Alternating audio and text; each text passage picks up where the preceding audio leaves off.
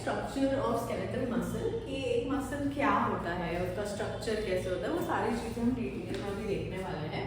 तो सबसे पहले जो भी मसल है, ठीक है, एक मसल मास है तुम्हारे पास पूरा, वो एक्चुअली बहुत सारे मसल सेल से बना होता है और मसल सेल को हम मसल फाइबर भी बोलते हैं। तो मसल मास या तो जो भी टिश्यू है, मस्कुलर टिश्यू, वो एक्चुअली बहुत सारे लार्ज नंबर ऑफ सेल से बना होता है और मसल का सेल है तो it is called as muscle cell, या तो इसको मसल फाइबर भी बोलते हैं और इसका और एक नाम है that is called as myocyte. तो पहले इतना समझो कि जो भी तुम्हारा मसल है, जो भी तुम्हारा पूरा मसल मास है, it is made up of large number of cells, muscle cells. Muscle cells के ही दूसरे नाम है जैसे कि मायोसाइट, मसल फाइबर।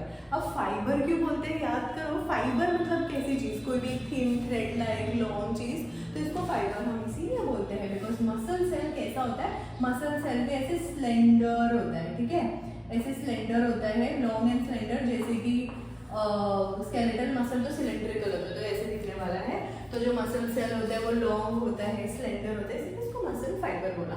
अब मसल क्या होता है, muscle is nothing but it is made up of many muscle cells. अब यहाँ पर एक चीज याद रखो कि समझो ये है तुम्हारा मसल, ऐसे ये तुम्हारा बहुत बड़ा सा मसल है और उसको तुमने बीच में से काटा, क्रॉस सेक्शन लिया है, तो तुम उसको ऊपर से ऑब्जर्व करो, ऐसा पूरा मसल था सिलेंडर, इसको तुमने कट किया और तुम इसे ऊपर से ऑब्जर्व करो तो तुमको उसका क्रॉस सेक्शन मिलने वाला है। अब मसल एक्चुअली क्या होता है, तो हमने क्या बोला, मसल के अंदर बहुत सारे सेल्स होते हैं that is muscle cell, myocyte या मसल फाइबर। तो मसल फाइबर के ना बंडल्स बनते हैं, तो ये एक मसल, इसके अंदर 1 2 3 4 5 6 ऐसे बहुत सारे बंडल्स बने, सारे बंडल आए और टुगेदर उन्होंने क्या बना दिया, मसल बना दिया। तो मसल के अंदर बहुत सारे बंडल्स होते हैं, वो सारे बंडल मिलके क्या बनाते हैं, मसल बनाते हैं। तो ये समझो मसल है, तो इसके अंदर बहुत सारे ऐसे क्या है, बंडल्स है, ठीक है, तो बहुत सारे ऐसे बंडल्स है, ठीक है। ऐसे इमेजिन करो ये पूरा मसल है, यहाँ से इसे कट किया, जब कट किया फिर तुमने इसे इसको ऊपर से देखा तो तुमको क्रॉस सेक्शन मिलेगा, क्रॉस सेक्शन में तुमको बहुत सारे ऐसे बंडल्स देखने को मिलेंगे। तो ये बंडल को ही तुम क्या बोलते हो, फैसिक्यूलस। एक हुआ तो फैसिक्यूलस, बहुत सारे हुए तो फैसिक्यूलाई, तो प्लूरल रेफर कर रहे हो, bundle of muscle fibre fasciculus, generally कोई भी बंडल को हम फैसिक्यूलस बोलते हैं। अगर तुमने नर्व का वीडियो देखा होगा तो उसमें भी सेम कॉन्सेप्ट है कि नर्व कैसे बना होता है, बंडल, फैसिकुलस, सब कुछ सेम है, ठीक है। अभी यहाँ पर देख लेते हैं, तो मसल किससे बना है, बहुत सारे बंडल से बना हुआ है और बंडल को तुमने क्या बोला, फैसिकुलस। अब ये बंडल किस चीज का है, तो हर एक बंडल में बहुत सारे मसल सेल्स होते हैं, मायोसाइट्स होते हैं, मसल फाइबर होते हैं, सेम चीज। तो क्या हुआ, फाइनली सबसे पहले बेसिक से शुरू करते हैं, मसल सेल, या तो उसको हम बोलते हैं मायोसाइट या तो बोलते हैं मसल फाइबर। बहुत सारे मसल फाइबर आए, उन्होंने एक बंडल बनाया, फिर यहाँ पर दूसरा बंडल, तीसरा, चौथा, बहुत सारे बंडल्स आए और बंडल ने एक मसल बनाया। तो this is how the muscle is oriented कि a muscle is made up of many fasciculus, fasciculus is nothing but bundle of muscle fibres. Now muscle के आजू बाजू में दूसरे मसल्स हो सकते हैं या तो कोई दूसरा स्ट्रक्चर प्रेजेंट हो सकता है, तो a muscle is separated from other muscles और other structures by a layer of connective tissue. यहाँ पर एक कनेक्टिव टिश्यू का लेयर होगा and this is called as fascia, this is called as fascia. तो मसल्स एक दूसरे से सेपरेटेड होते हैं या दूसरे टिश्यूज से सेपरेटेड होते हैं by a layer of connective tissue, it is called as fascia. अब मसल के ऊपर भी कनेक्टिव टिश्यू की एक कवरिंग होती है, तो ये समझो ये पूरा, तो मसल के ऊपर पूरा जो मसल है उसके ऊपर कनेक्टिव टिश्यू की कवरिंग होती है और इसको हम बोलते हैं एपीमाइसियम। तो तुम्हारे पास ये मसल है, मसल को अच्छे से रैप करके रखा है कनेक्टिव टिश्यू में, कनेक्टिव टिश्यू की कवरिंग है मसल के around, it is called as epimysium. अब मसल के अंदर बहुत सारे फैसिकुलस थे, बहुत सारे फैसिकुलाई थे, तो फैसिकुलाई को भी एक कवरिंग है, ऐसे फैसिकुलाई को भी कवरिंग है। तो जो फैसिकुलाई की कवरिंग है इसको तुमने क्या बोला, पेरीमाइसियम। तो फैसिकुलाई की कवरिंग है उसको क्या बोला, पेरीमाइसियम। फाइनली फैसिकुलाई के अंदर बहुत सारे मसल फाइबर्स है, मसल फाइबर को भी कनेक्टिव टिश्यू की कवरिंग है और इसको तुम बोलोगे एंडोमाइसियम। तो इतना समझा, सबसे पहले क्या है, एक मसल दूसरे मसल से सेपरेटेड है बाय कनेक्टिव टिश्यू, फेशिया। समझिएगा, मसल के अंदर बहुत सारे बंडल्स है, बंडल्स के अंदर बहुत सारे मसल फाइबर है। अब मसल को कनेक्टिव टिश्यू की कवरिंग है, that is called as epimysium. जो बंडल्स है, फेसिकुलस है, उसको कनेक्टिव टिश्यू की कवरिंग है, which is called as perimysium. Finally fasciculus के अंदर बहुत सारे मसल फाइबर है, मसल फाइबर को कनेक्टिव टिश्यू की कवरिंग है, and that is called as endomysium. So this was all about the orientation कि मसल कैसा होता है, मसल के स्ट्रक्चर में क्या चीजें होती है। अब हम मसल सेल को और डिटेल में स्टडी करने जा रहे हैं कि मसल सेल के अंदर क्या होता है। मसल तुमने देख लिया, अब हम मायोसाइट्स की बात करेंगे, which is also called as muscle cell और मसल फाइबर। अब पहली बात तो हम स्केलेटल मसल पढ़ रहे हैं, तो याद करो स्केलेटल मसल का जो सेल था उसका शेप क्या होता था, सिलेंड्रिकल। कार्डियक का भी सिलेंड्रिकल और स्मूथ मसल का क्या था, स्पिंडल। तो सबसे पहले जो मसल फाइबर होता है ना, वो अगेन उसके एंड्स में कनेक्टिव टिश्यू प्रेजेंट होता है, जिसको तुम टेंडन बोलते हो। तो एक मसल और बोन, मसल बोन से जो जुड़ता है, मसल और बोन को अटैच करने के लिए कनेक्टिव टिश्यू होता है, उसका नाम क्या होता है, टेंडन। तो टेंडन मसल से अटैच्ड है और दूसरे एंड पे वो टेंडन बोन से अटैच्ड होता है। अब कुछ ऐसे, तो नॉर्मली समझो ये कोई मसल है, ठीक है, यहाँ पर टेंडन है और यहाँ पर कोई बोन था। तो नॉर्मली टेंडन ऐसे होते हैं, बट किसी किसी में टेंडन में ऐसे पूरा फ्लैट हो जाते हैं, किसी किसी का टेंडन बहुत ही थिन और फ्लैट होता है, और ऐसे टाइप के टेंडन को बोलते हैं एपोन्यूरोसिस। तो नॉर्मली टेंडन भी ऐसे सिलेंड्रिकल होंगे या रॉड शेप होंगे, बट कोई कोई मसल्स का जो टेंडन होता है वो बहुत ही थिन और फ्लैट हो जाता है, फुल चपटा, and it is called as aponeurosis. समझ में आया इतना? अब मसल सेल के बारे में और चीजें। अब मसल सेल क्या है, एक सेल ही है, तो सेल में वही बेसिक चीजें होने वाली है कि सेल मेम्ब्रेन होगी, उसके अंदर साइटोप्लाज्म होगा, न्यूक्लियस होगा, सारे सेल ऑर्गेनल्स होने वाला है। तो बस मसल के अंदर सारे लोगों को एक नया नाम दे देंगे हम। फॉर एग्जाम्पल मसल फाइबर का जो प्लाज्मा मेम्ब्रेन होता है, that is called as sarcolemma. Muscle fibre का जो प्लाज्मा मेम्ब्रेन है उसका नाम है सार्कोलेमा। प्लाज्मा मेम्ब्रेन के अंदर क्या होता है, साइटोप्लाज्म। तो मसल फाइबर का जो साइटोप्लाज्म है, it is called as sarcoplasm. Muscle fibre का जो साइटोप्लाज्म है, it is called as sarcoplasm. अब सार्कोप्लाज्म मतलब तुम्हारा साइटोप्लाज्म, उसके अंदर बहुत सारे सेल ऑर्गेनल्स होंगे, तो structures present with in sarcoplasm. Nucleus, nuclei क्यों लिखा है, बिकॉज ये प्लूरल है, क्योंकि तुम्हारा जो स्केलेटल मसल है ना, उसमें एक सेल के अंदर बहुत सारे न्यूक्लियस होते हैं, सिर्फ एक नहीं होता है।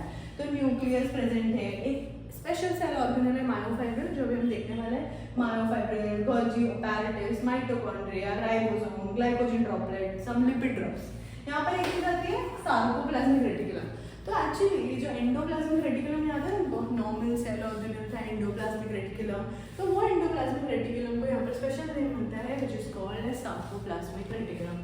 तो this was all the gross features of a muscle cell और मायोसाइट। तो अब आते हैं मायोफाइब्रिल पे।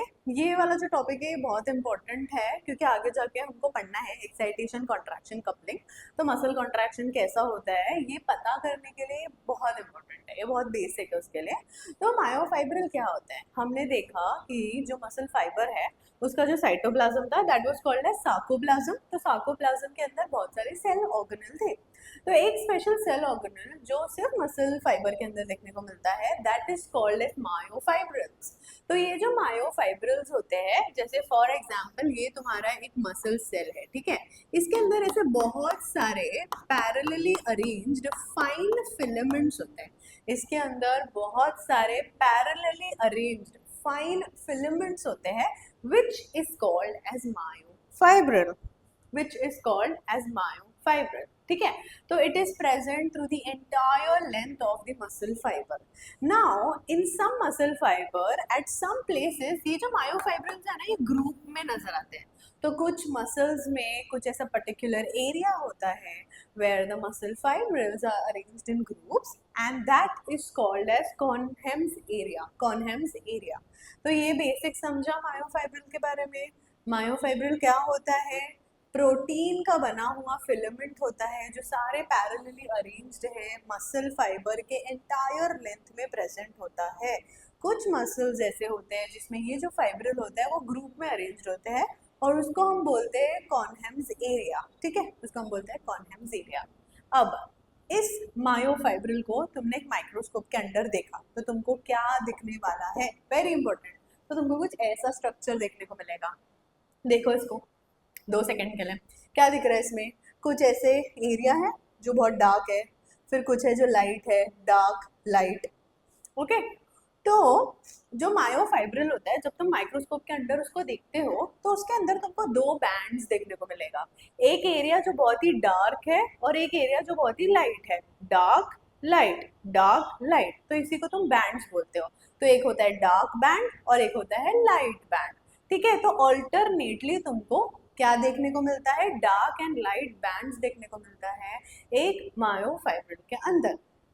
अब जो डार्क बैंड है इसको हम ए बैंड भी बोलते हैं और जो लाइट बैंड है इसको हम आई बैंड भी बोलते हैं। याद रखने के लिए तुम सब ऐसे याद रख सकते हो कि डार्क इज DARK, डार्क, तो A for A band, light is LIGHT light, so I is nothing but the I band, but इसका मतलब वो नहीं होता है A is not for dark और I इसीलिए नहीं होता कि light की spelling में I आता है, not that reason, okay, reason मैं बताती हूँ।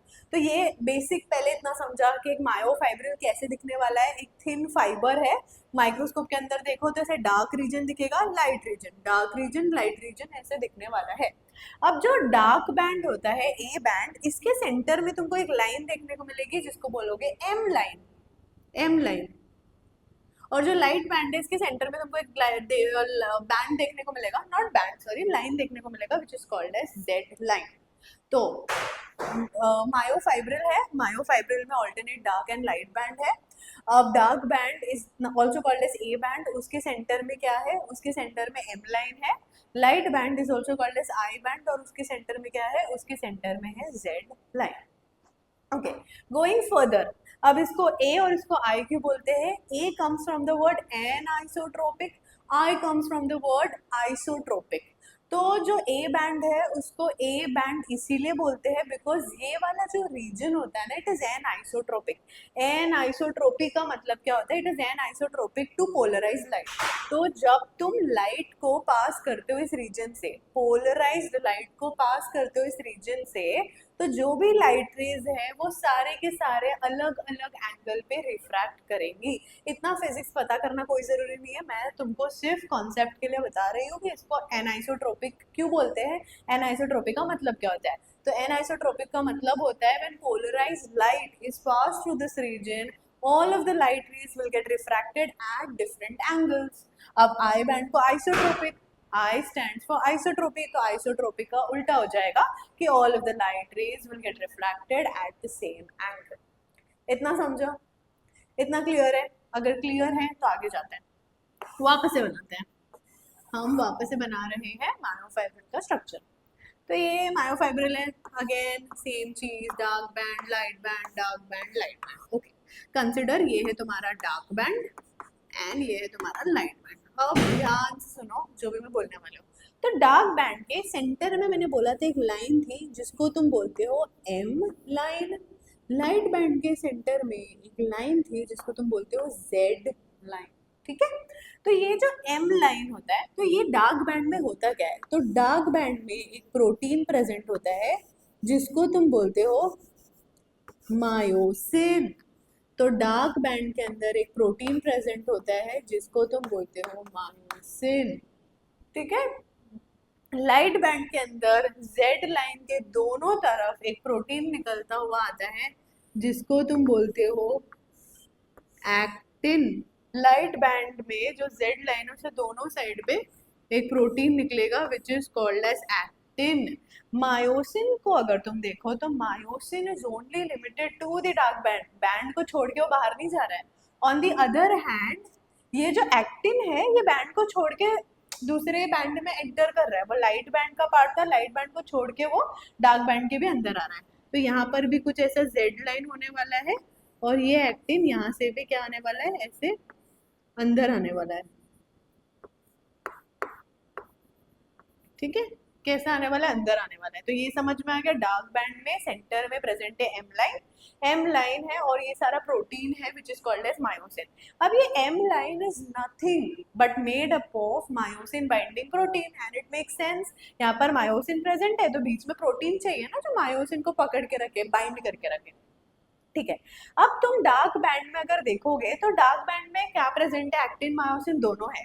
लाइट बैंड में सिर्फ एक्टिन होता है। तो सेम स्ट्रक्चर तुम इसे पूरा बना सकते हो, जैसे कि इधर भी ऐसे कि M line, actin, not actin, myosin. फिर यहाँ पर भी क्या है, एक जेड लाइन है, एक्टिन आता हुआ, तो ऐसे पूरा स्ट्रक्चर ऐसे बनते जाएगा, ठीक है। अब वापस है डार्क बैंड पे वापस आ जाओ। तो डार्क बैंड में क्या दिख रहा है, ये मायोसिन और ये एक्टिन है, ये क्या है, ये एक्टिन है और ये मायोसिन है। तो यहाँ पर देखो ओवरलैप कर रहे हैं, यहाँ पर मायोसिन, यहाँ पर एक्टिन, मायोसिन एक्टिन, यहाँ पर ओवरलैपिंग दिख रहा है। बट इधर एक पर्टिकुलर रीजन है, ये देखो इधर, यहाँ पर कोई ओवरलैपिंग नहीं है। तो ये जो पूरा रीजन है जहाँ पर कोई ओवरलैपिंग नहीं होती है, ठीक है, जहाँ पर कोई ओवरलैपिंग नहीं होती है, इसी को तुम बोलते हो H zone. So in the dark band, in the center, there is a zone which is called as H zone.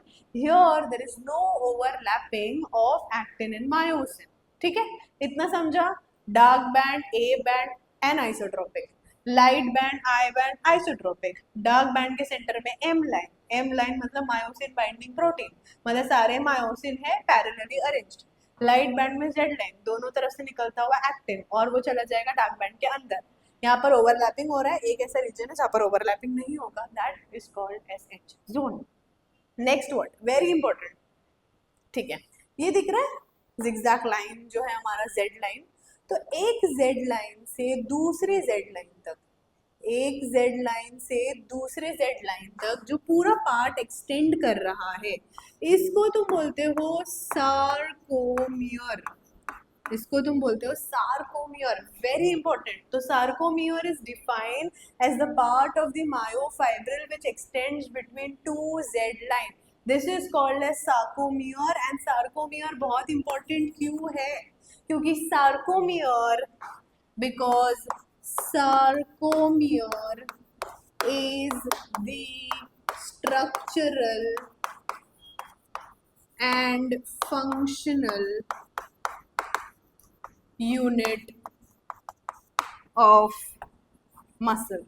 तो एक मसल का structural and functional unit is not myocyte, not myofibril, it is a sarcomere.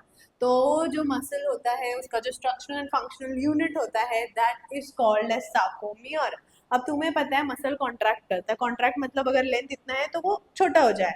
तो जब muscle contraction होता है तो होता क्या है, दो जेड लाइन इसे पास आते हैं, तो सार्कोमियर छोटा हो जाता है ड्यूरिंग मसल कॉन्ट्रैक्शन।